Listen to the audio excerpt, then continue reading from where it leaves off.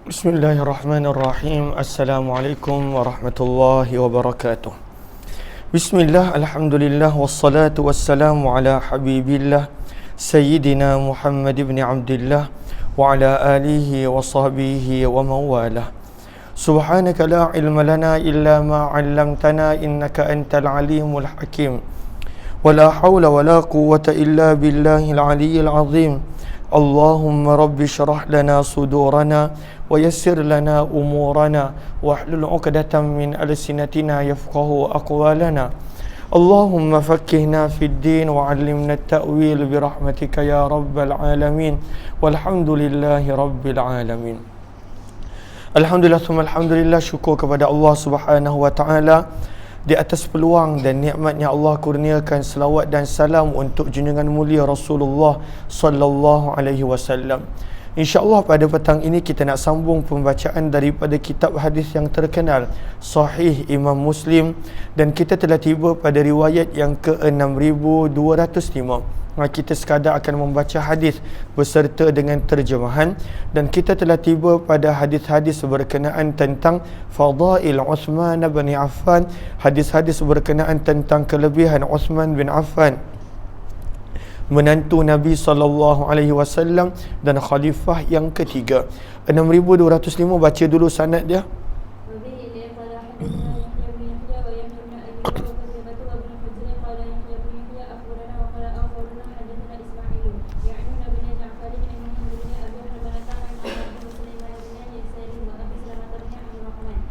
Aisyah radhiyallahu ta'ala anha menceritakan, kana Rasulullah muttaji'an fi baitih, adalah Nabi SAW sedang berbaring di dalam rumah beliau, kashifan an fakhidhaihi aw saqih, terbuka sedikit kain daripada peha ataupun betis Nabi, yang mana perawi ragu-ragu sama ada peha ataupun betis. Fasta'dana Abu Bakrin, maka Abu Bakar telah meminta izin untuk masuk, maka Nabi SAW mengizinkan Abu Bakar untuk masuk. Wa huwa ala tilkal hal, dalam keadaan Nabi berkeadaan seperti itu, maksud Nabi biasa. Fatahaddath, kemudian Abu Bakar telah berbicara kepada Nabi SAW. Summa sta'dana Umar, kemudian Umar bin Khattab pula meminta izin untuk masuk. Fa'adzina lahum, maka Nabi SAW mengizinkan Umar untuk masuk. Wa huwa kadzalika, dalam keadaan baginda masih dalam keadaan begitu. Fatahaddatha, dan mereka berbicara, bersembang dan bercakap sesama mereka. Summa sta'dana Uthman, kemudian Uthman bin Affan meminta izin untuk masuk. Fajalasa Rasulullah, maka Nabi SAW terus duduk. Wa sawwa thiyabah, Nabi SAW telah membetulkan pakaian baginda. Berkata perawi yang bernama Muhammad bin Abi Harmalah, wala aqulu dzalika fi yaumin wahid, tidaklah aku katakan ketiga-tiga sahabat ini bertemu Nabi pada hari yang sama, berkemungkinan adalah pada hari yang berbeza. Maka bila Uthman radhiyallahu ta'ala anhu minta izin untuk masuk, Nabi terus duduk dan Nabi terus betulkan pakaian baginda. Fadakhala, kemudian Uthman bin Affan pun masuk. Fatahaddatha, maka Nabi SAW pun berbicara dengan beliau. Falamma kharaja, apabila Uthman bin Affan telah keluar, Aisyah pun bertanya, dakhala Abu Bakrin, wahai Rasulullah, ayahku Abu Bakar telah masuk. Falam tahtasyalah, maka tuan tidak menyambutnya dengan baik. Maksud menyambut dengan baik adalah tak adalah Nabi SAW betulkan pakaian, duduk dan sebagainya. So Nabi anggap Abu Bakar ni macam keluarga baginda, bapa mertua sahabat baik baginda. Wala tubalihi, dan tuan tidak memberi perhatian sebagaimana terhadap Uthman. Thumma dakhala Umar, bila Umar bin Khattab masuk, falam tahtasyalah, maka tuan tidak membuat tidak menyambutnya seperti mana Uthman, dan tidak memberi perhatian kepadanya seperti mana Uthman. Thumma dakhala Uthman, namun apabila masuknya Uthman, fajalasta, tuan wahai Rasulullah telah duduk. Wa sawaita thiyabak, membetulkan pakaian kamu. Maka Nabi SAW pun bersabda, ala astahyi, adakah aku tidak patut berasa malu, min rajulin, daripada seorang lelaki, tastahyi minhul malaikah, yang malaikat pun berasa malu dengan dia. Maka hadis ini menceritakan tentang kelebihan Uthman. Apakah kelebihan Uthman? Malaikat pun segan dan malu kepada Uthman disebabkan sifat tinggi, sifat malu yang tinggi yang ada pada Uthman bin Affan radhiyallahu taala anhu. Cuma dalam hadis berikut, Nabi terangkan kepada Aisyah, Nabi buat begitu sebab kalaulah tidak, maka Uthman akan segan untuk bercakap kepada Nabi sallallahu alaihi wasallam. 6206 baca sanad dia.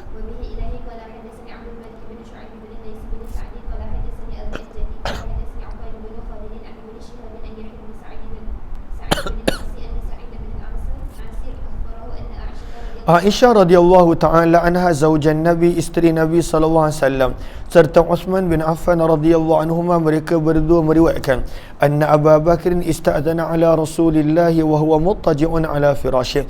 Abu Bakar telah meminta izin untuk menemui Nabi sallallahu alaihi wasallam sedangkan baginda berbaring di atas tempat pembaringan baginda. Labisun mirta Aisyah. Nabi SAW berbaring dalam keadaan Nabi menyelimuti tubuh badan baginda dengan selimut Aisyah. Fa'adina li Abi Bakar, Nabi mengizinkan Abu Bakar untuk masuk. Wa huwa kadzalika, dalam keadaan itulah keadaan Nabi. Nabi menutup diri baginda dengan selimut Aisyah. Faqada ilaihi hajatah, maka Abu Bakar telah menyampaikan kepada Nabi hajatnya. Kenapa dia datang jumpa dengan Nabi?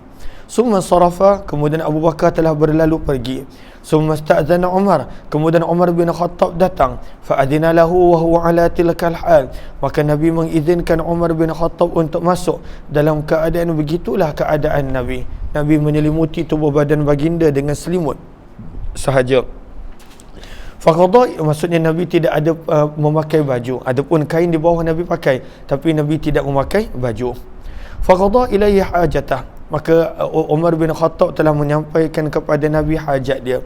Thumma sarafa, kemudian Umar bin Khattab pun berlalu pergi. Qala Uthman, berkata Uthman radhiyallahu taala anhu, kemudian aku telah meminta izin untuk masuk menemui Nabi. Fajalasa, maka sebelum ni Nabi baring, tapi bila Uthman nak datang, maka Nabi duduk. Dan Nabi bersabda kepada Aisyah, ijma'i alaiki thiyabaki, himpun dan balutlah dengan baik dirimu dengan pakaian kamu. Faqadaitu ilaihi hajati, kata Uthman, lalu aku telah menyempurnakan keperluanku kepada Nabi. Kenapa dia datang jumpa dengan Nabi? Dia pun sampaikan. Summa saraftu, kemudian Uthman pun berlalu pergi. Maka Aisyah bertanya kepada Nabi, wahai Rasulullah, mali lam araka fazi'ata li Abi Bakr wa Umar kama fazi'ata li Uthman, kenapa aku tidak melihat kamu merasa cemas apabila Abu Bakar dan Umar datang sebagaimana kamu berasa cemas apabila Uthman datang? Bila Uthman datang, Nabi duduk dengan betul, Nabi pakai pakaian dengan sempurna, bukan sekadar menutup tubuh badan Nabi dengan kain. Maka Nabi pun terangkan, sesungguhnya Uthman bin Affan adalah seorang lelaki hayyun, yang sangat pemalu.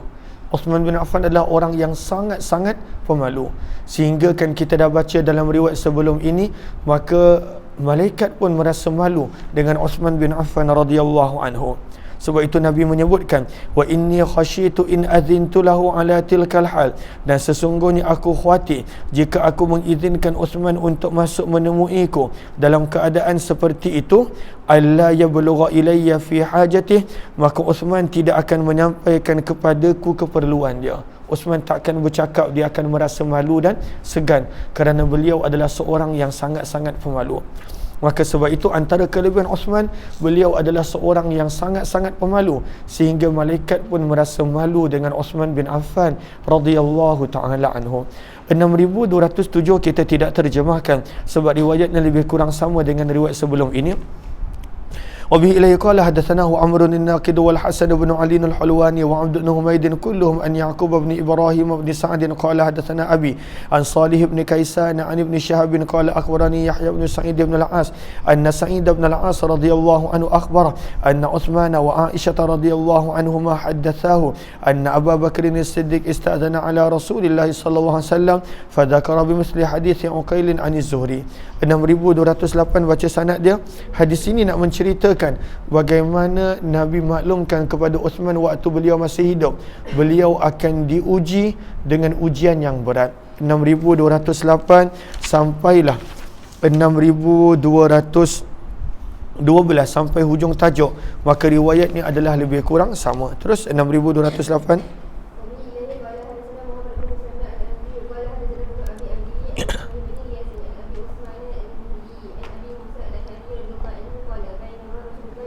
Maka hadis-hadis yang bakal kita baca ini menerangkan tentang apabila Nabi SAW sedang berada di Telaga Aris yang terletak bersebelahan dengan Masjid Quba. Cuma pada zaman kita telaga tersebut telah ditutup namun diletakkan tanda. Maka Nabi SAW sedang berehat di Telaga Aris. Datang Abu Bakar. Maka Abu Musa maklumkan kepada Nabi yang mana Abu Bakar nak berjumpa dengan Nabi. Nabi kata berikan khabar gembira kepada Abu Bakar tentang syurga. Begitu juga dengan Umar. Namun bila Uthman bin Affan nak jumpa Nabi, Nabi kata berikan khabar gembira kepada Uthman tentang syurga dan dia akan ditimpa dengan ujian dan musibah yang besar. Maka itulah yang berlaku kepada Uthman. Beliau diuji dengan ujian dan musibah yang besar. 6208. Maka daripada Abu Musa al-Asy'ari radhiyallahu anhu beliau berkata, bainama Rasulullah sallallahu alaihi wasallam fi haid, sedang Nabi sallallahu alaihi wasallam berada di dalam sebuah kebun min hawaitil Madinah, daripada kebun-kebun yang terdapat di Madinah, wa huwa muttaqi'un, dalam keadaan baginda ketika itu sedang bersandar, yarkuzu bi'udin ma'ah, Nabi sedang menancapkan sedang meletakkan sebatang kayu yang bersama dengan baginda bainal ma'i wattin, di dalam lumpur. Idza staftah rajulan, tiba-tiba ada seorang lelaki minta izin untuk masuk. Maka Nabi pun bersabda, iftah, bukalah pintu, wa basyirhu bil jannah, dan berilah khabar gembira kepada orang tersebut dengan syurga. Berkata Abu Musa, maka adalah orang yang meminta izin untuk masuk itu adalah Abu Bakar. Fafatahtu lahu, maka berkata Abu Musa, maka aku pun telah membuka pintu untuk Abu Bakar dan aku pun sampaikan khabar gembira kepadanya tentang syurga. Faqala, berkata Abu Musa lagi, summa staftaha, kemudian telah meminta untuk dibukakan pintu lelaki yang lain. Maka baginda pun bersabda, iftah, bukakanlah pintu dan berilah khabar gembira kepadanya dengan syurga. Berkata Abu Musa, fadhahabtu, maka aku pun pergi, fa idza huwa Umar, maka adalah orang itu Umar. Fafatahtu lahu, aku telah bukakan untuk Umar bin Khattab pintu dan aku berikan khabar gembira kepadanya dengan syurga. Summa staftaha rajulan akhar, kemudian telah meminta untuk dibuka pintu lelaki yang ketiga. Maka fajalasan Nabi, maka Nabi pun duduk dengan betul. Sebelum ni Nabi bersandar, sekarang ni Nabi duduk. Kemudian baginda bersabda, iftah, bukalah pintu, wa basyirhu, dan berilah khabar gembira kepada lelaki tersebut dengan syurga, ala balwa, setelah ujian, takunu, yang bakal berlaku kepadanya. Maka berkata Abu Musa, fadhahabtu, maka aku pun pergi, fa idza huwa Uthman bin Affan, maka adalah orang tersebut Uthman bin Affan. Qala, berkata Abu Musa, fafatahtu, maka aku pun telah membuka pintu kebun, wa basyartuhu, dan aku berikan khabar gembira kepada Uthman dengan syurga. Qala, berkata perawi, wa qultu alladhi qala, dan aku katakan kepada Uthman apa yang baginda sabdakan. Maka berkatalah Uthman mendengar sabdaan Nabi, Allahumma sabra, ya Allah kepadamu aku bersabar, wallahul musta'an, dan Allah adalah tempat untuk meminta pertolongan. Maka Uthman bin Affan dah tahu ujian-ujian yang bakal menimpa kepada beliau. 6209 kita tidak terjemahkan sebab riwayatnya lebih kurang sama. Wa bi ilaihi qala hadatsana Abu Rabi' al-Ataki qala hadatsana Hammad an Ayyub an Abi Uthman an-Nahdi an Abi Musa al-Asy'ari radhiyallahu anhu anna Rasulullah sallallahu alaihi wasallam dakhala haitan wa amarani, dan sebenarnya Nabi yang memerintahkan Abu Musa untuk menjaga pintu sebab Nabi nak berehat dan Nabi tak nak ada orang yang masuk menemui Nabi sallallahu alaihi wasallam untuk seketika. 6210 riwayat yang lebih kurang sama, namun baca sanad dia.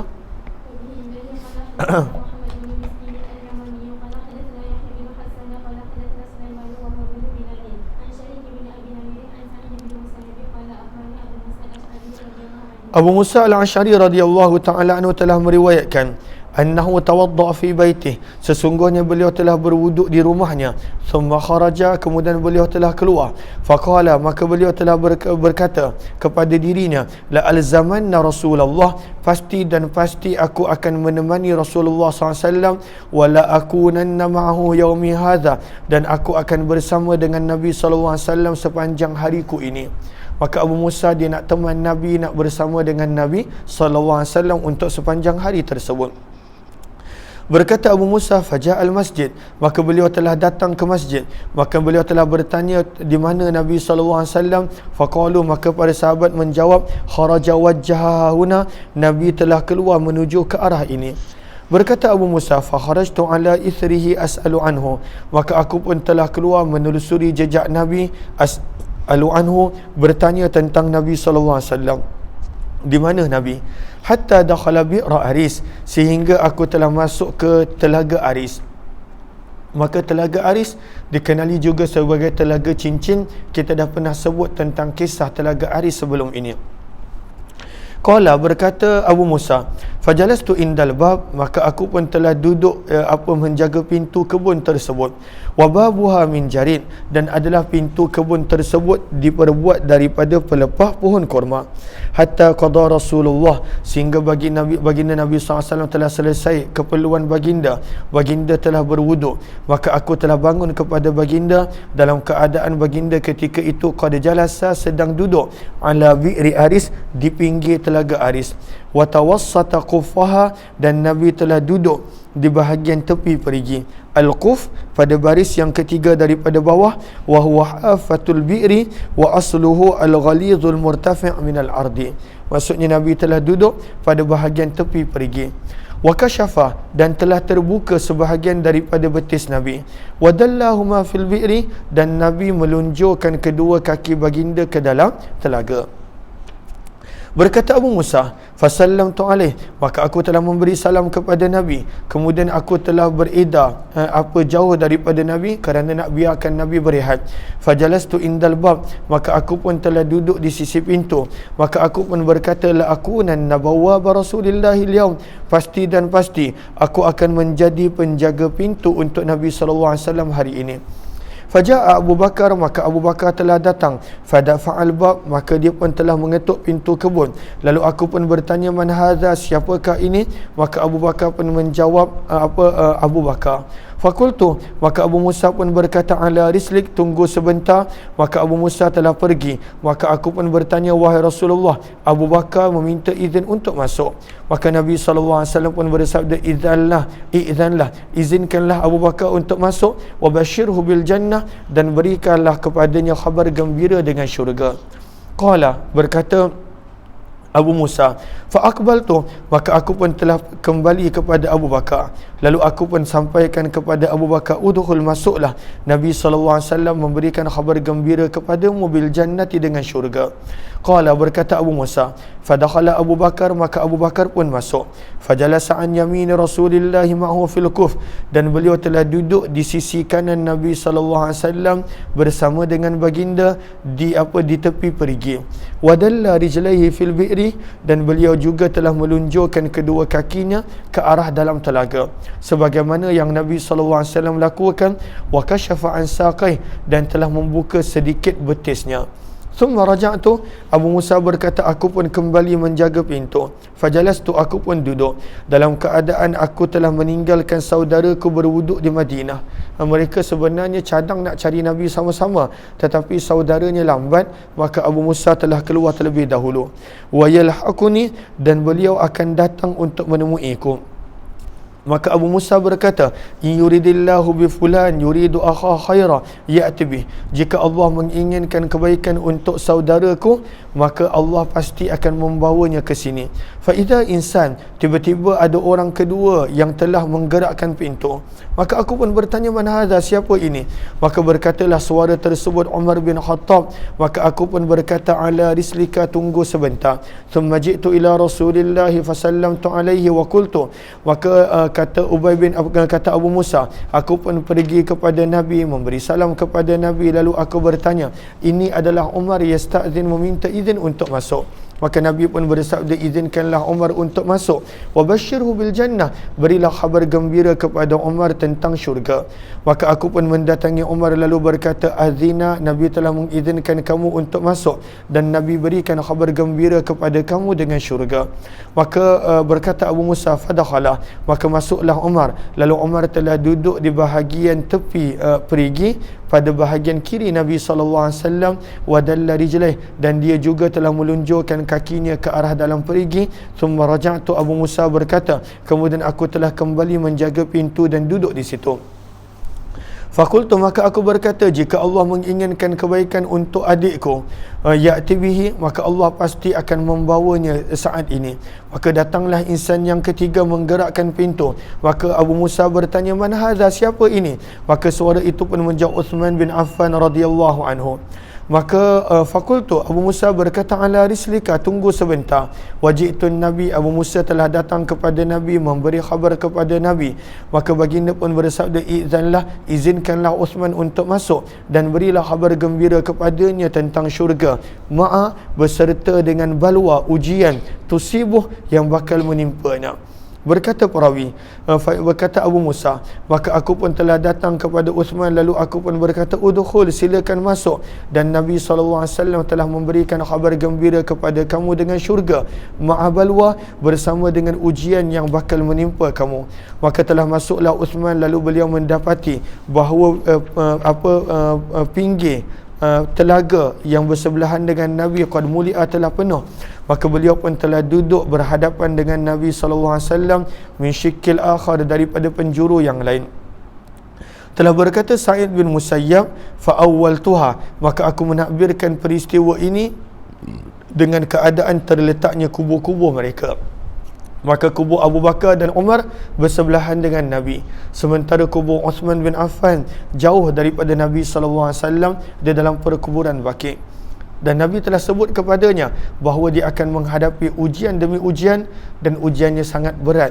Beliau telah bersabar sehingga beliau telah dibunuh, disyahidkan di dalam rumahnya sendiri. 6211 dan 6212.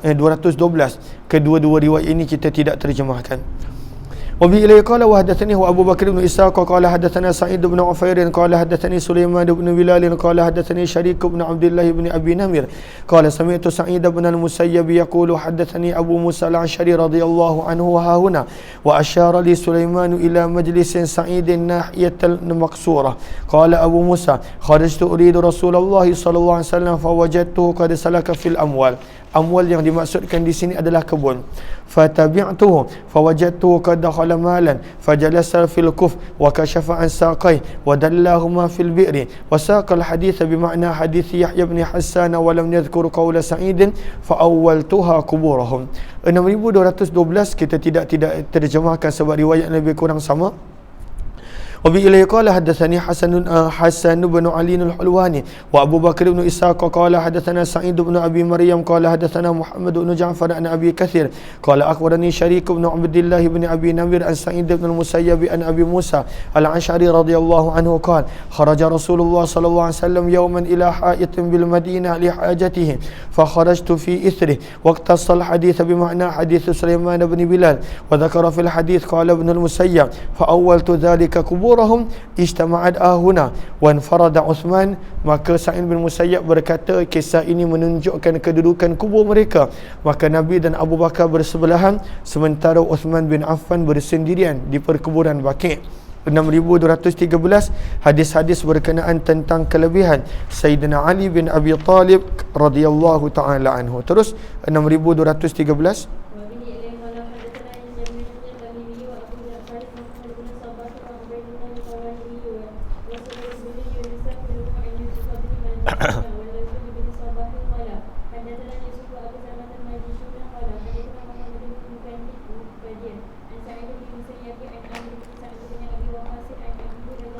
Daripada sahabat Nabi Sa'ad bin Abi Waqqas radhiyallahu anhu menceritakan tentang kelebihan Sayyidina Ali.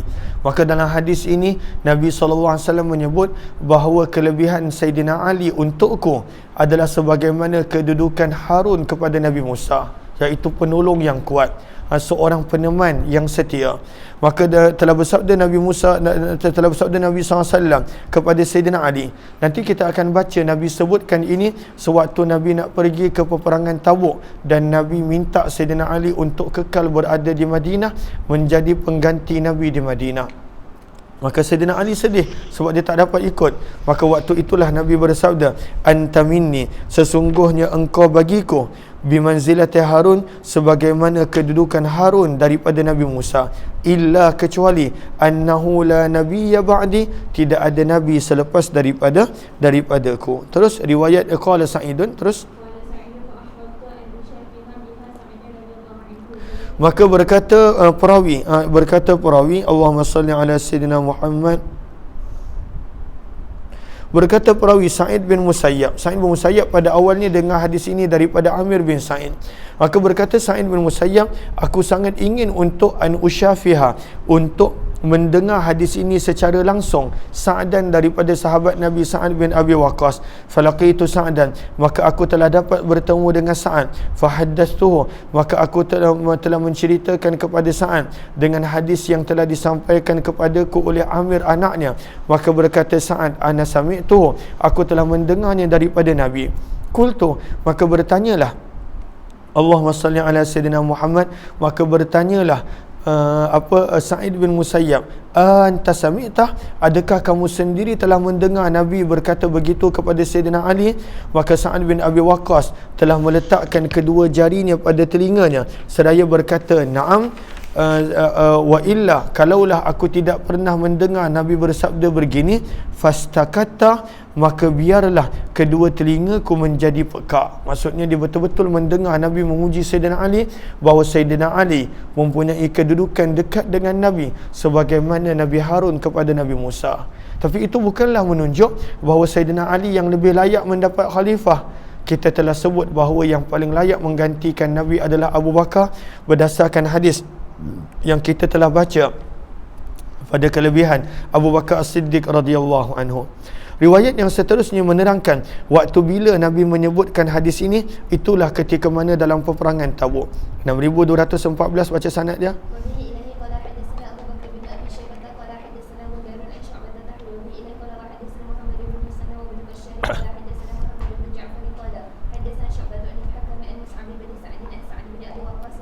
Daripada Sa'ad bin Abi Waqqas radhiyallahu anhu, beliau berkata, khalafa Rasulullah, Nabi sallallahu alaihi wasallam telah melantik sebagai pengganti. Nabi telah tinggalkan Sayyidina Ali dan melantik Sayyidina Ali sebagai pengganti Nabi sallallahu alaihi wasallam fi ghazwati Tabuk, sewaktu peperangan Tabuk. Maka Sayyidina Ali berkata, wahai Rasulullah, tukhallifuni, adakah engkau meninggalkan daku bersama dengan para wanita dan kanak-kanak? Sebab Sayyidina Ali nak ikut pergi bersama dengan Nabi dalam peperangan Tabuk. Maka Nabi SAW pun bersabda, ama tarda, adakah kamu tidak reda antakuna minni, bahawa kedudukan kamu bersama denganku sebagaimana kedudukan Nabi Harun daripada Nabi Musa, ghaira annahu, kecuali bahawa tidak ada Nabi selepas kewafatanku. 6215 kita tidak terjemahkan sebab riwayat lebih kurang sama. Wa bi ilaihi qala hadatsanahu Ubaidullah bin Mu'adz qala hadatsana Abi qala hadatsana Syu'bah fi hadzal isnad. Riwayat yang seterusnya nak menerangkan bahawa Allahumma salli ala sayyidina Muhammad, Nabi sallallahu alaihi bahawa Sa'ad bin Abi Waqqas pernah diminta untuk mencela Sayyidina Ali. Maka Sa'ad bin Abi Waqqas menyebut, aku tidak akan pernah mencela Sayyidina Ali kerana ada 3 perkara yang pernah berlaku kepada Sayyidina Ali radhiyallahu anhu. Terus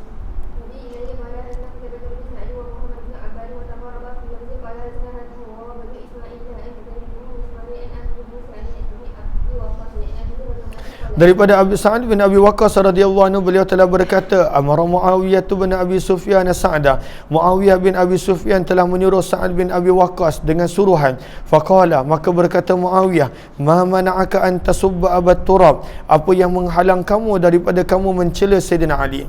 Sebab kita tahu berlaku perbezaan pendapat di antara Muawiyah bin Abi Sufyan dengan Sayyidina Ali. Maka Sa'ad bin Abi Waqqas tanya, kenapa engkau tak nak memburukkan Sayyidina Ali?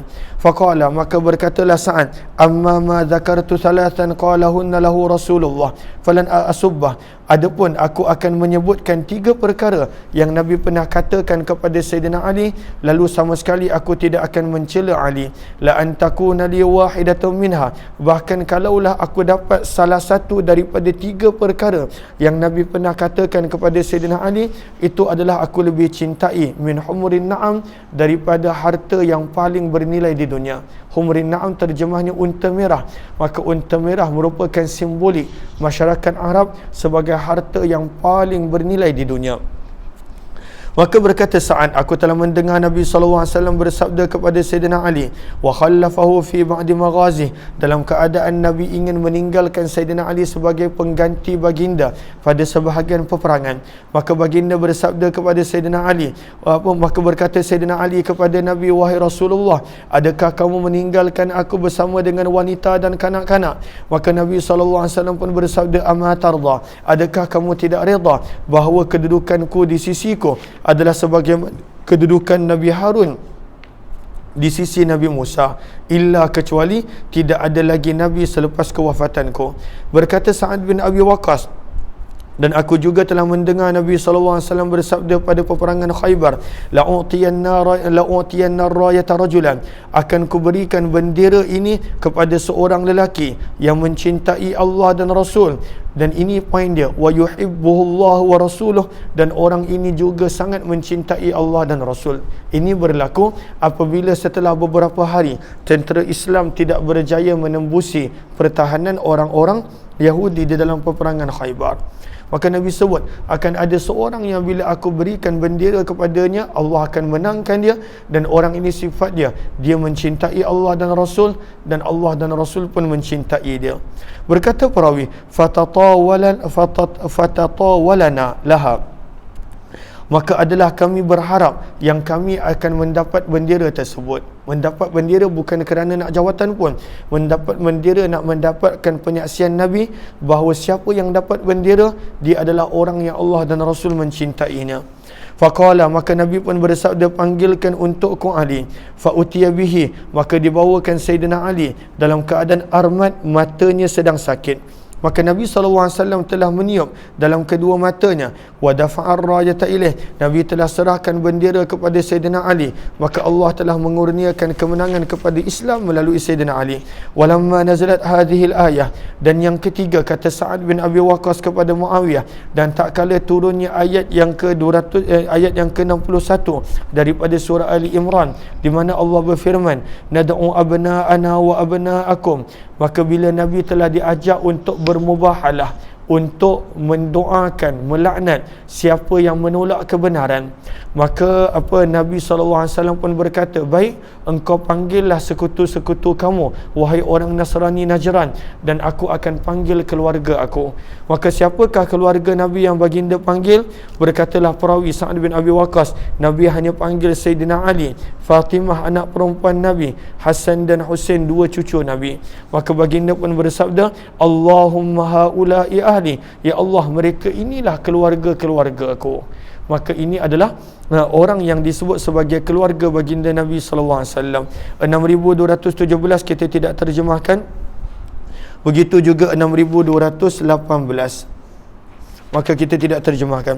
Wa bi ilaihi qala hadatsana Abu Bakar bin Abi Syaibah qala hadatsana Gundar an Syu'bah tawil. Wa bi ilaihi qala hadatsana Muhammad bin al-Musanna wa ibn Bashar qala hadatsana Muhammad bin Ja'far qala hadatsana Syu'bah an Sa'd bin Ibrahim qala sami'tu Ibrahim bin Sa'd an Sa'd radhiyallahu anhu an Nabi sallallahu alaihi wasallam annahu qala li Ali, amma tarda an takuna minni bi manzilati Harun bin Musa. 6218 baca sanad dia.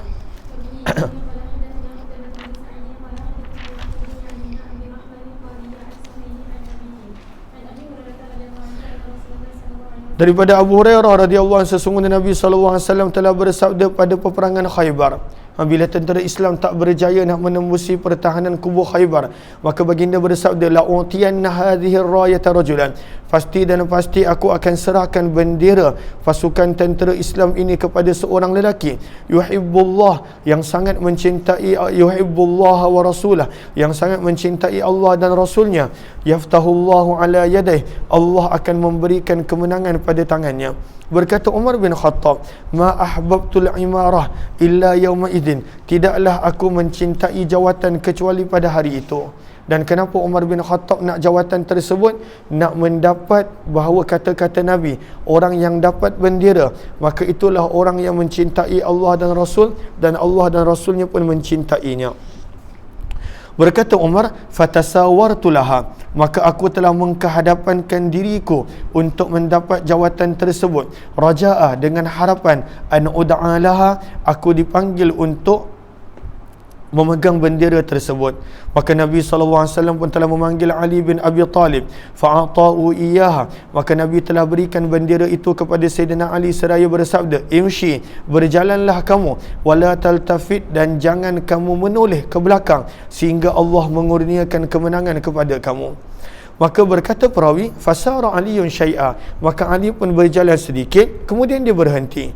Walam yaltafit, dan Sayyidina Ali tak berpaling, sebab Nabi dah pesan tadi, jangan berpaling. Maka dia pun berhenti, sebab dia ada soalan kepada Nabi. Maka fasaraha, maka Sayyidina Ali sambil menghadap ke depan, sebab Nabi kata jangan paling, maka dia pun telah menyeru dengan suara yang kuat, telah menjerit, ya Rasulullah, wahai utusan Allah, ala madza uqatilun nas, untuk apa aku memerangi manusia? Maka Nabi pun bersabda, qatilhum, perangilah mereka sehingga mereka bersaksi bahawa tiada Tuhan selain Allah, Muhammad adalah utusan Allah. Jika mereka melakukan perkara itu, faqad mana'u minka, maka terhalanglah daripada kamu untuk menumpahkan darah mereka, mengambil harta mereka kecuali pada haknya, wa hisabuhum 'ala Allah, dan biarkanlah penyerahan mereka kepada Allah. Kita tak boleh nak kata, oh tak, dia ni hanya Islam pada mulut. Tak, kita kena serahkan perhitungannya kepada Allah Subhanahu wa taala. 6219 baca sanad dia. Panggil Kak Safi ya. Terus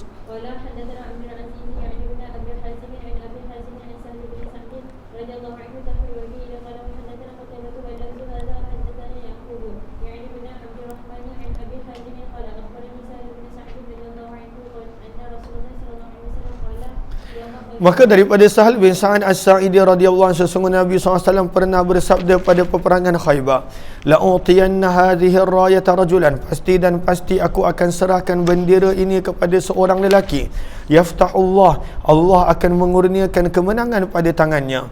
Apakah sifat lelaki yang akan bakal mendapat bendera ini? Cakap nanti dah siap turun. Yuhibbullah wa rasulah, dia sangat mencintai Allah dan Rasulnya, wa yuhibbuhullah wa rasuluh, dan Allah dan Rasul pun mencintai dia. Ini yang sahabat nak pada waktu itu, pengakuan daripada Nabi bahawa orang ini dia mencintai Allah dan Rasul, dan Allah dan Rasul pun mencintai sahabat ini. Fabatan nasu yadukuna lailatahum, maka telah bermalamlah orang ramai, yadukun ay yatahaddatsun, berbicara sepanjang malam, siapakah yang Nabi akan serahkan bendera kepada mereka. Falamma asbahan nas, pada waktu pagi, maka para sahabat telah menuju kepada Nabi SAW, kulluhum, setiap mereka, yarju, berharap, an yu'taha, bendera tersebut akan diberikan kepada mereka. Bukan kerana nak jawatan pun, tetapi nak mendapat pengakuan daripada Nabi, inilah orang yang mencintai Allah dan Rasul, dan Allah dan Rasul pun mencintainya. Tiba-tiba Nabi bertanya, aina Ali bin Abi Talib, di manakah Ali bin Abi Talib? Maka pada sahabat menjawab, huwa ya Rasulullah yashtaki ainai, wahai Rasulullah, kedua matanya sakit. Maka Nabi SAW telah mengutuskan seseorang kepada Sayyidina Ali, fa'utiya bihi, maka Sayyidina Ali dibawa ke hadapan Nabi. Maka Nabi SAW telah meludah dan juga telah meniup pada kedua mata Sayyidina Ali, wa da'alahu, mendoakannya, fabara'a, maka telah sembuhlah matanya, hatta ka'an lam yakun bihi wajah, seolah-olah matanya tidak pernah sakit. fa'atahu ar-rayah, maka Nabi telah berikan bendera kepada Sayyidina Ali. Maka Sayyidina Ali telah bertanya, wahai Rasulullah, uqatiluhum hatta yakunu mithlana, adakah aku perlu memerangi mereka sehingga mereka menjadi seperti kita? Maka Nabi SAW pun bersabda, unfuth ala rislik, majulah kamu dengan berhati-hati, hatta tanzila bisahatihim, sehingga kamu sampai ke tempat lapang di hadapan kubu mereka. Maka yang pertama, ajaklah mereka kepada Islam, dan maklumkanlah kepada mereka dengan apa yang wajib ke atas mereka daripada hak Allah apabila mereka masuk Islam.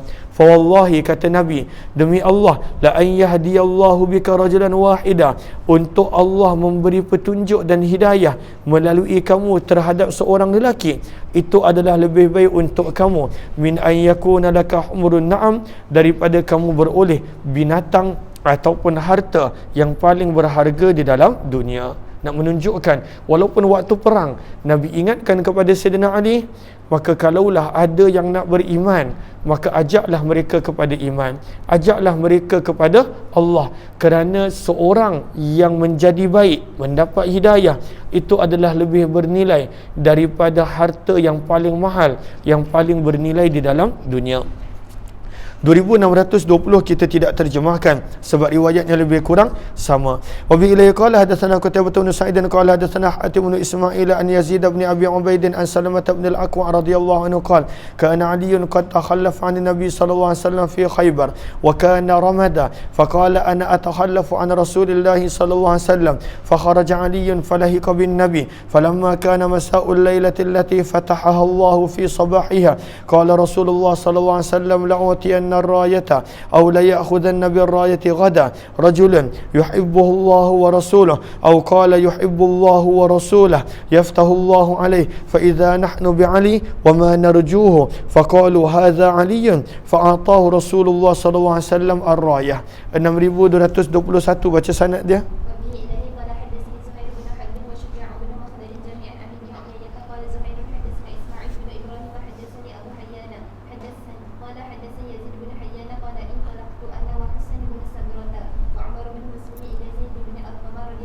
Maka dua orang sahabat, iaitu Yazid bin Hayyan bersama dengan temannya Husain bin Sabrah dan juga Umar bin Muslim, telah pergi menemui sahabat Nabi Zaid bin Arqam radhiyallahu anhu.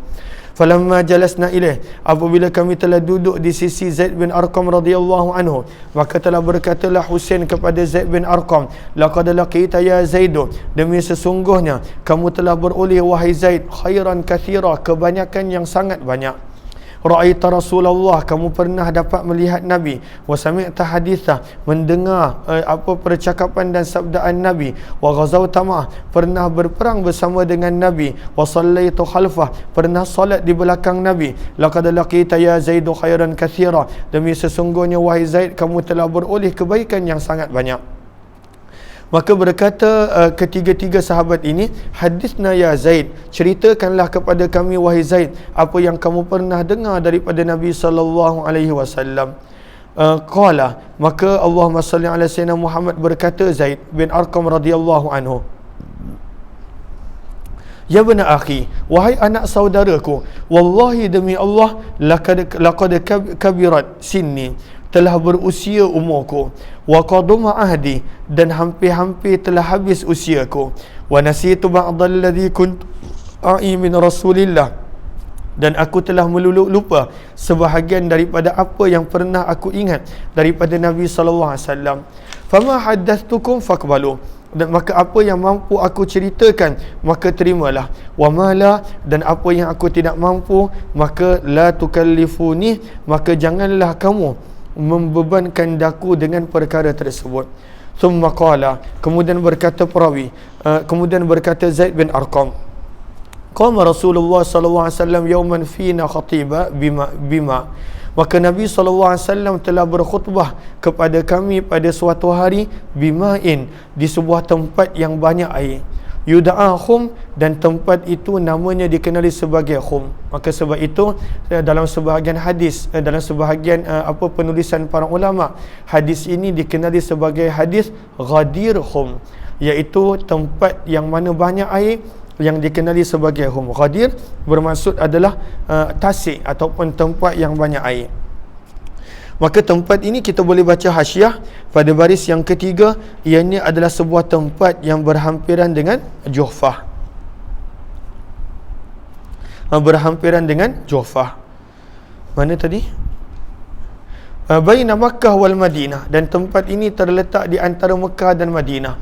Fahamidallah, maka baginda telah memuji Allah, wa asna alaih, mengagungkan Allah, wa wa'adha, memberi nasihat, wa dhakkara, memberi peringatan. Kemudian baginda bersabda, amma ba'du, sesudah memuji Allah dan berselawat, ala, dengarlah, ayyuhan nas, wahai manusia, fa innama ana bashar, hanya sahaja aku adalah manusia, yushiku an ya'tiya rasul rabbi, amat dekat dan amat hampir akan datang kepadaku utusan daripada Tuhanku. Faujibah, maka aku pasti akan menyahut panggilan tersebut. Maksudnya dekatnya kematian dengan Nabi SAW. Wa ana tarikun fikum thaqalain, dan aku tinggalkan bersama dengan kamu dua perkara. Hadis ni jarang orang nak kongsikan. Jarang orang nak kongsikan. Selalunya kita dengar orang kongsikan hadis iaitu Al-Quran dan sunnah Nabi. Tapi sebenarnya hadis ini jarang orang kongsikan, kerana sebahagian orang ada yang tidak menyukai keluarga Nabi SAW, ada yang tidak menyukai. Maka hadis ni jarang orang kongsi, padahal ia ini adalah hadis yang sahih, hadis yang diriwayatkan oleh Imam Muslim rahimahullahu ta'ala. Maka sabda Nabi SAW, aku tinggalkan pada kamu thaqalaini, dua perkara penting. Yang pertama daripada keduanya adalah kitab Allah. Fihi, dalam kitab Allah adanya al-huda, petunjuk. Dalam kitab Allah adanya nur cahaya. Fakhudhu bi kitabillah, maka ambillah kamu akan kitab Allah, wastamsaku bih, dan berpegang eratlah kamu dengannya. Fahatha ala kitabillah wa raghaba fih, maka Nabi telah memberi galakan untuk berpegang kepada kitab Allah dan memberi targhib padanya. Kemudian baginda bersabda, yang kedua, wa ahlu baiti, dan berpeganglah kamu kepada ahli keluargaku. Udzakkirukumullah, aku mengingatkan kamu dengan nama Allah, fi ahli baiti, pada menjaga ahli keluargaku. Udzakkirukumullah, aku mengingatkan kamu dengan nama Allah, fi ahli baiti, dalam menjaga ahli keluargaku. Udzakkirukumullah, aku mengingatkan kamu dengan nama Allah, fi ahli baiti, dalam untuk menjaga ahli keluargaku. Maka Nabi SAW menekankan untuk menjaga ahli keluarga baginda Nabi SAW. Maka telah berkata Husain, wa man ahlu baitihi ya Zaid, lalu siapakah ahli keluarga Nabi wahai Zaid? Bukankah isteri-isteri Nabi termasuk daripada ahli keluarga Nabi? Dia bertanya. Qala, berkata Zaid bin Arqam, nisa'uhu min ahli baitihi, isteri-isteri Nabi daripada kalangan ahli keluarga Nabi. Akan tetapi maksud daripada ahli keluarga Nabi di sini adalah man harumas sadaqata ba'da, orang yang diharamkan sedekah ataupun zakat ke atas mereka. Sebagaimana Nabi diharamkan zakat, mereka ini pun diharamkan zakat. Maka ditanya kepada Zaid, siapakah mereka? Maka Zaid bin Arqam pun berkata, mereka adalah keluarga Sayyidina Ali, keluarga Aqil bin Ali, dan juga keluarga Ja'far dan keluarga Abbas radhiyallahu anhum. Qala kullu haula'i, mereka inilah yang diharamkan zakat ke atas mereka. Maka berkata Zaid bin Arqam, na'am, dengan ucapannya. 6222 baca sanadnya.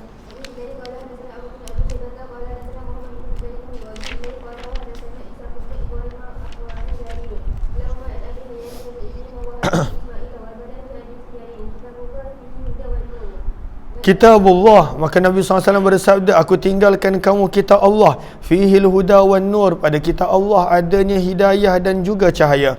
Barang siapa yang berpegang dengan kitab Allah, wa akhadha bihi, dan mengamalkannya, maka dia akan berada di atas petunjuk. Wa man akhta'ahu, barang siapa yang meninggalkannya, dhalla, pasti akan sesat. 6223 baca sanad dia.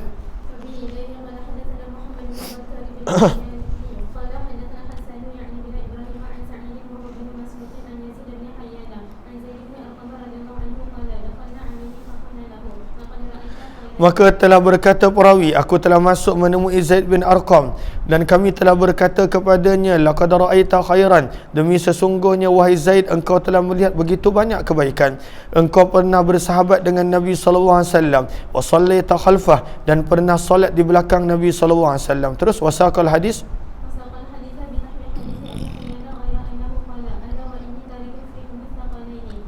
Maka Nabi SAW bersabda, dengarlah, sesungguhnya aku tinggalkan di kalangan kamu dua perkara.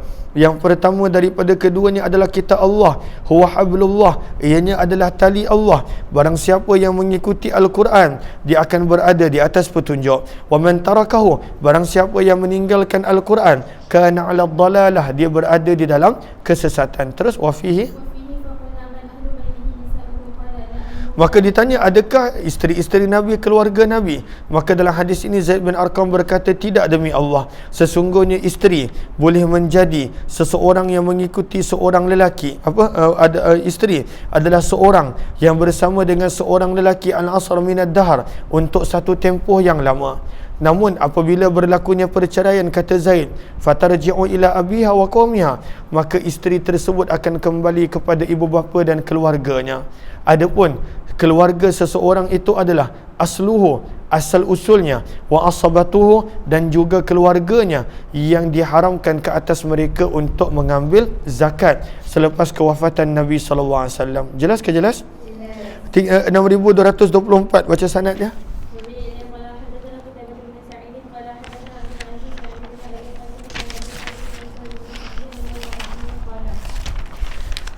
Ustu'mila, telah dilantik menjadi ketua di Madinah, gubernur di Madinah, seorang lelaki daripada keluarga Marwan. Marwan di sini bermaksud Marwan bin Hakam. Fada'a Sahal bin Sa'adin, maka gubernur Madinah ini telah memanggil Sahal bin Sa'ad dan memerintahkan Sahal bin Sa'ad untuk mencela Sayyidina Ali, sebab mereka tidak suka dengan Sayyidina Ali, iaitu pemerintah Madinah daripada keluarga Marwan bin Hakam. Fa'aba Sahal, maka Sahal bin Sa'ad pun enggan untuk mencela Sayyidina Ali. Faqala, maka berkata gubernur Madinah tersebut, amma idza abaita faqul, adapun sekiranya kamu enggan, maka ucapkanlah, walaupun la'anallahu abat turab, semoga Allah melaknati Abu Turab.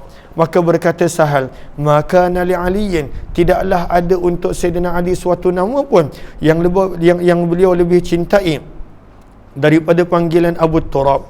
Wa in kana la yafrahu idza du'iya biha, dan Sayyidina Ali sangat gembira apabila ada orang memanggilnya dengan panggilan Abu Turab.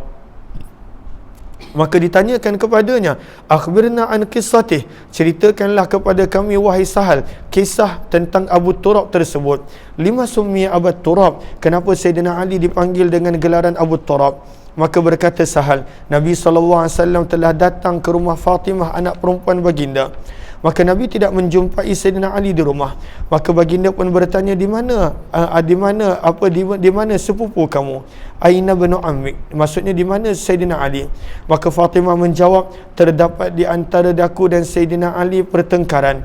Faghadabani, maka Sayyidina Ali telah marah kepadaku, lalu dia pun keluar daripada rumah. Falam yakil indi, dan beliau tidak berehat tengah hari di sisiku. Yakil daripada qailulah, iaitu berehat tengah hari. Maka Nabi SAW bersabda kepada seseorang, unzur, tengok-tengokkanlah di manakah Sayyidina Ali. Faja'a, maka orang tersebut kembali lalu berkata, wahai Rasulullah, Sayyidina Ali ada di dalam masjid, raqidun, sedang berehat. Maka Nabi SAW pun datang kepada Sayyidina Ali yang ketika itu sedang berbaring. Qad saqata rida'uh, telah terjatuh selendangnya, kain ridaknya daripada badannya. Fa asabahu turab, lalu badan Sayyidina Ali ditutupi dengan debu.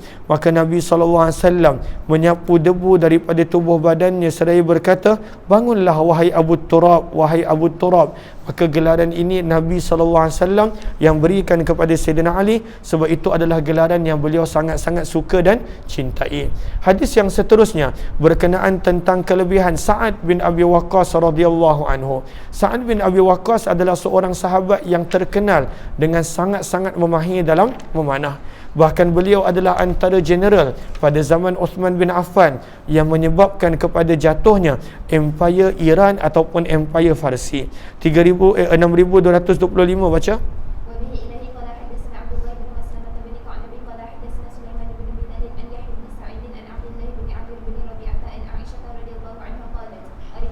Maka hadis ini menerangkan Nabi memanggil Sa'ad bin Abi Waqqas dengan gelaran rajulan salihah, seorang lelaki yang baik.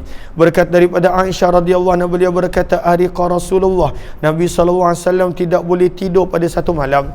Maka baginda pun bersabda, laita rajulan salihan min ashabi yahrusunil lailah, alangkah baik sekiranya ada seorang lelaki yang baik daripada kalangan sahabat-sahabatku, yahrusuni, yang boleh mengawalku pada waktu malam ini.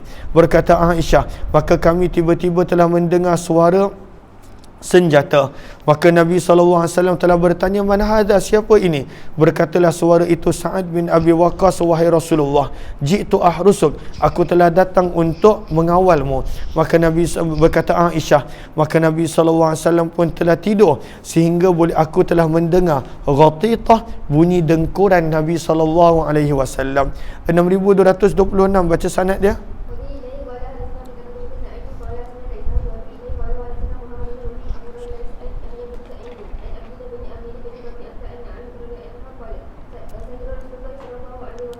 Maka riwayat ini lebih kurang sama kisahnya. Berkata Aisyah, Nabi SAW tidak boleh tidur malam. Maka damahul Madinah, sewaktu baginda pulang ke Madinah.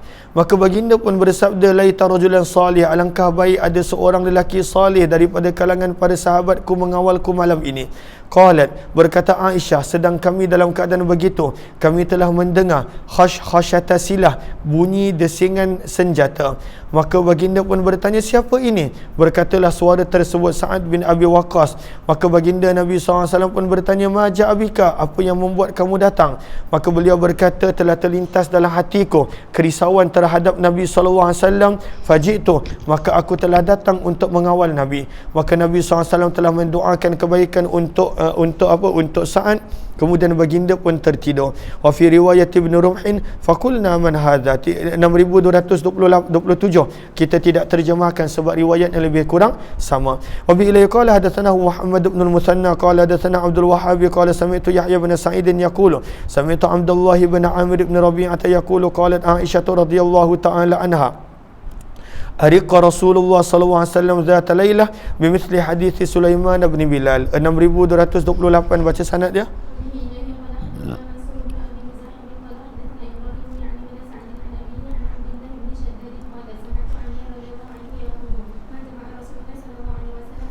Maka Ali bin Abi Talib radhiyallahu ta'ala telah berkata, ma jama'a Rasulullah abawaihi, Nabi tidak pernah menghimpunkan untuk mana-mana orang dua ibu bapa baginda sebagaimana untuk Sa'ad bin Malik, iaitu Sa'ad bin Abi Waqqas. Apakah maksud menghimpunkan kedua ibu bapa? Maksudnya ucapan yang orang Arab suka sebut, fidaka bi abi wa ummi, ataupun ucapan dia adalah fadaituka bi abi wa ummi, aku sanggup menebus ibu dan ayahku untukmu.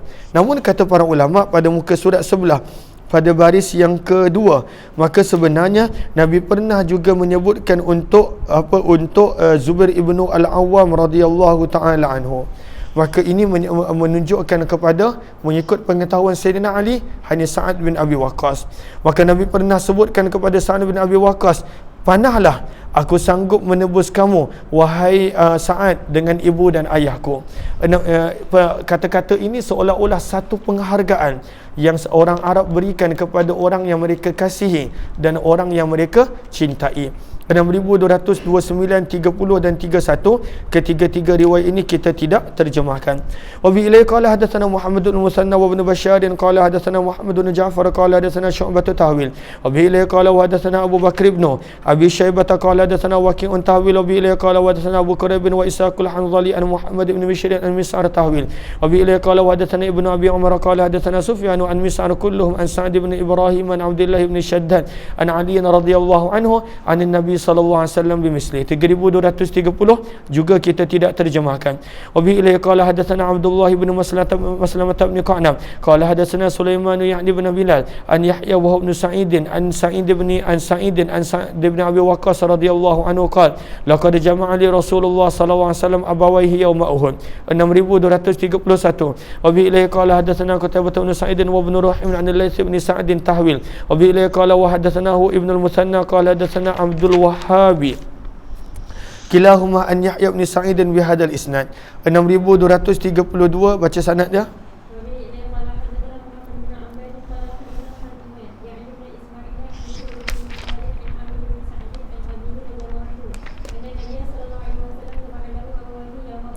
Maka daripada Sa'ad bin Abi Waqqas beliau berkata, sesungguhnya Nabi SAW pernah menghimpunkan untuknya kedua ibu dan ayah baginda sewaktu peperangan Uhud. Maka Nabi sebut, aku sanggup menebusmu wahai Sa'ad dengan ibu dan ayahku, menggambarkan penghargaan, kecintaan yang Nabi ada terhadap Sa'ad bin Abi Waqqas.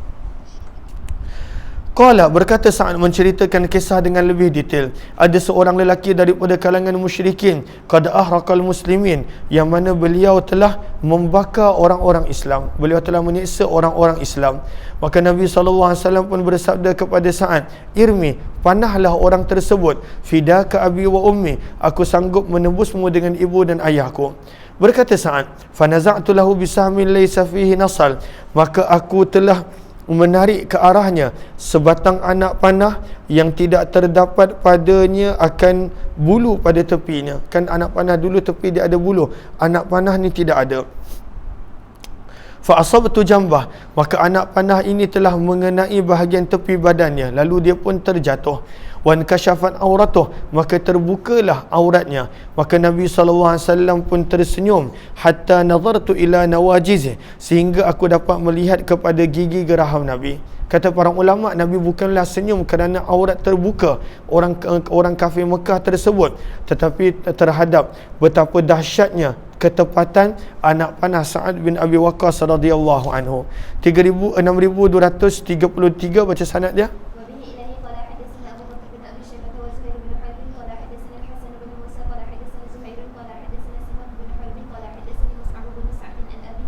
Maka hadis ini menerangkan bahawa Allah Subhanahu wa taala menurunkan ayat berkenaan tentang Sa'ad bin Abi Waqqas radhiyallahu anhu. Maka daripada Sa'ad bin Abi Waqqas radhiyallahu anhu sesungguhnya telah turun padanya beberapa ayat daripada Al-Quran. Berkata Sa'ad, aku halafat Ummu Sa'adin, telah bersumpah ibu kepada Sa'ad bin Abi Waqqas yang dia tidak akan bercakap dengan Sa'ad selama-lamanya sehingga Sa'ad keluar daripada agama Islam. Wala ta'kul, dia tidak akan makan dan minum. Qalat, berkata ibunya, za'amta, kamu menyebut, kamu mendakwa bahawa Allah telah berpesan kepada kamu untuk berbakti kepada kedua ibu dan ayah kamu. Fa ana ummuka, dan aku adalah ibu kamu. Wa ana amuruka bihadza, dan aku perintahkan kamu untuk keluar daripada Islam, kata ibu dia. Qala, berkata Sa'ad, maka thalatha, maka telah berlalu 3 hari sehingga pingsan ibunya kerana tersangat-sangat lapar. Faqama ibnul laha yuqalu lahu Umarah fasaqaha, maka telah bangun salah seorang adik-beradik Sa'ad yang bernama Umarah, lalu telah memberi ibunya minum. Maka ibunya telah mendoakan keburukan untuk Sa'ad. Maka Allah Subhanahu wa taala telah menurunkan ayat di dalam Al-Quran di mana Allah berfirman pada ayat yang ke-8 suratul Ankabut, wa wassaynal insana biwalidayhi husna, dan Allah telah berwasiat kepada manusia untuk berbuat baik kepada ibu dan ayahnya. Namun pada ayat yang ke-15 surah Luqman firman Allah, wa in jahadaka ala an tusyrika bi, dan jika ibu dan ayah kamu memaksa kamu untuk mensyirikkan Allah, ma laysa laka bihi ilmun, kerana perkara yang mereka tidak ada ilmu tentangnya, maka adakah boleh ikut? Firman Allah, fala tuti'huma, maka janganlah kamu mengikuti ibu dan ayah kamu. Daripada sini keluarnya sabdaan Nabi SAW, tidak boleh mentaati makhluk pada perkara yang dilarang oleh Allah Subhanahu wa taala. Fa ana man qad alimta halah faqala ruddahu, Allahumma salli ala sayyidina Muhammad. Maka mana tadi? Wasahibuhuma, dan temanilah ibu dan ayah kamu di dunia dengan kebaikan. Maka ini satu kisah. Maksudnya turunnya ayat ini yang mana Allah berfirman, walaupun Allah perintahkan berbuat baik, tapi betul seperti yang Sa'ad lakukan, jangan mendengar kata-kata ibunya apabila ibunya suruh keluar daripada Islam. Dan Nabi SAW telah beroleh harta rampasan yang banyak, kata Sa'ad. Fa'idha fiha, maka adalah di kalangan harta rampasan perang tersebut sebilah pedang. Maka kata Sa'ad, aku telah mengambil pedang tersebut dan datang kepada Nabi SAW seraya berkata, Nafilni, kurniakanlah sebagai kurniaan pedang ini kepadaku wahai Rasulullah. Fa ana man kana alim ta'ala, dan aku adalah orang yang dikau tahu keadaan susahku wahai Rasulullah. Maka baginda pun bersabda, pulangkan kembali daripada mana kamu mengambilnya. Fantalaqtu, maka Sa'ad bin Abi Waqqas telah berlalu pergi, hatta aradtu an ulqiyahu fil qabr, sehingga aku ingin untuk meletakkan pedang tersebut di dalam tempatnya. Lamatni nafsi, maka telah mencela diriku, diriku telah mencela daku. Maka aku kembali kepada Nabi SAW dan aku berkata buat kali kedua, a'tinihi, berikanlah kepadaku pedang ini wahai Rasulullah. Fashadda li sautah, maka baginda telah mengeraskan kepadaku suara baginda dengan sabdaan, rudduhu min haitsu akhazta, kembalikanlah pedang tersebut daripada mana kamu mengambilnya. Maka sehinggalah Allah menurunkan ayat yas'alunaka 'anil anfal, yang mana Nabi berhak untuk memberi kurniaan kepada siapa yang baginda kehendaki. Kemudian kisah yang lain, wa maritu, kata Sa'ad bin Abi Waqqas, aku pernah jatuh sakit, maka telah mengutuskan Nabi fa arsalat ila Nabi sallallahu alaihi wasallam fa arsaltu, maka aku telah mengutuskan seseorang untuk bertemu dengan Nabi. Maka Nabi telah datang menziarahiku, maka aku berkata, da'ni aqsimu mali, wahai Rasulullah, izinkan untuk aku bagi semua hartaku di tempat yang engkau suka. Maka Nabi enggan untuk terima. Maka aku pun tanya, kalau boleh separuh harta aku nak sedekah.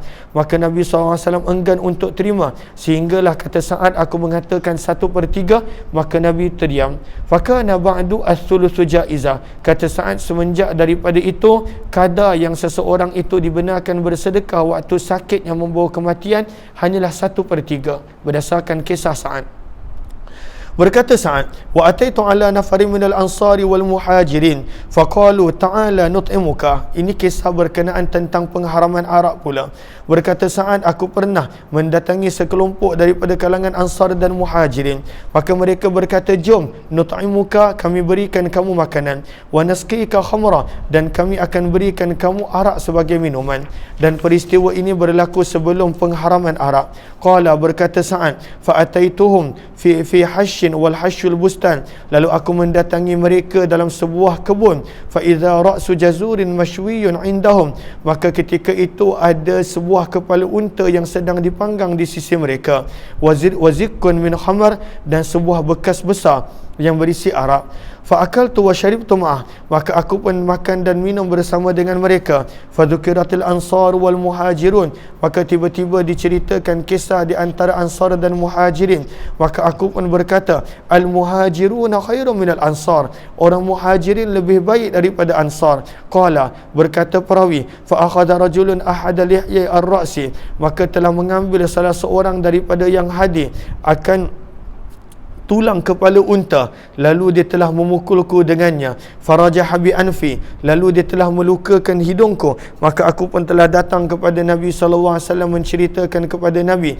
Maka Allah pun telah menurunkan ayat, iaitu berkenaan tentang arak. Innamal khamru wal maisir wal ansab wal azlam rijsum min amali syaitan fajtanibuhu la'allakum tuflihun. Suratul Maidah ayat yang ke-90. Terus 6934.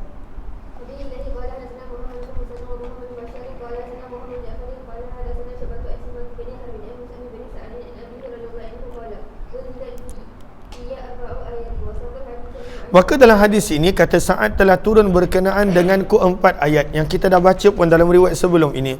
Namun dalam riwayat ini mereka mengatakan, apabila kami bergaduh ketika mana kami sedang mabuk sebelum turunnya ayat pengharaman arak, fakanu idza aradu an yut'imuha syajaru faha bi'asa thumma awjaruha. Adalah orang Ansar, apabila mereka ingin untuk memberi makan, mereka akan membuka mulut seseorang itu dengan tongkat dan mereka akan menuang masuk makanan ke dalam mulut. Itu cara mereka. Wa fi hadithi aidan fa daraba bihi anfa Sa'din, maka lelaki tersebut telah memukul hidung Sa'ad dengan dengan tulang kepala unta. Fa fazzah, lalu telah mematahkan hidung Sa'ad. Fa kana anfu Sa'din mafzura, maka adalah hidung Sa'ad pada waktu itu mempunyai patah pada hidungnya. 6235. adalah kisah berkenaan tentang 6 orang yang orang Quraisy minta Nabi SAW untuk jauhkan, barulah mereka akan beriman. Dan salah seorang mereka adalah Sa'ad bin Abi Waqqas radhiyallahu anhu. Terus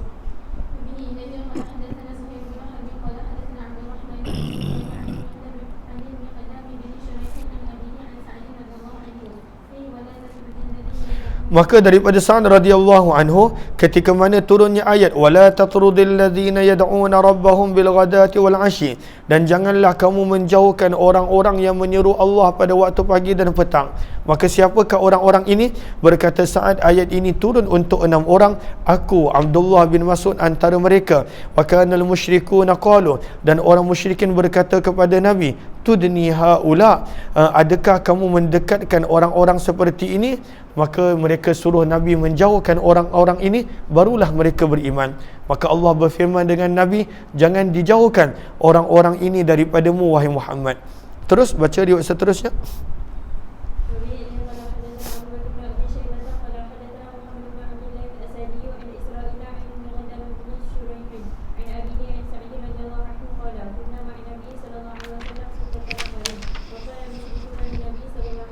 Maka orang musyrik telah berkata kepada Nabi, halaulah, jauhkanlah 6 golongan ini, la yashtariuna alaina, supaya mereka tidak berani untuk menentang kami. Qala, berkata, maka berkata Sa'ad bin Abi Waqqas, maka siapakah orang-orang yang tak disukai oleh orang Quraisy, yang mana mereka minta kami dijauhkan? Maka Allah turunkan ayat kepada Nabi, jangan dijauhkan.